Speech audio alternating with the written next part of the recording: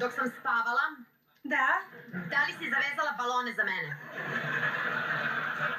Možda jesam. E pa sad ću da ih probušim viljuškom. Sam! To smo ja i Dajs. Ne pričam s ljudima dok imam balone na sebi.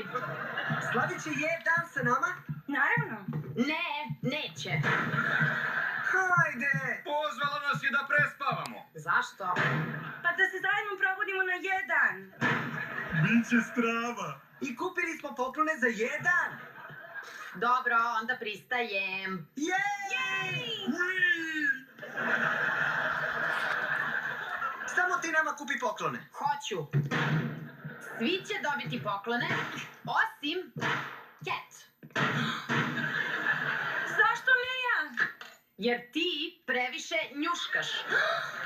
Ti povuci to! Okej, istina je. Njuška? Da, prošli put kad sam joj kupila poklon, pretražila mi je ormar i otvorila poklon pre nego što je trebalo.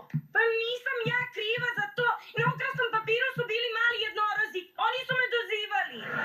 Uništila si iznenađenje i zato nećeš dobiti poklon. Ali, to je sve iza mene. Sad sam bolje. Jesi li? Jesam.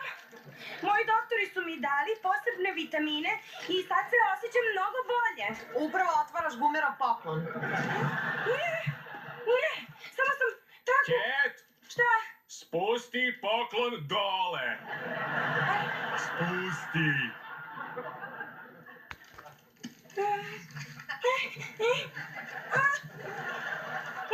Vidiš? Može da se odupre?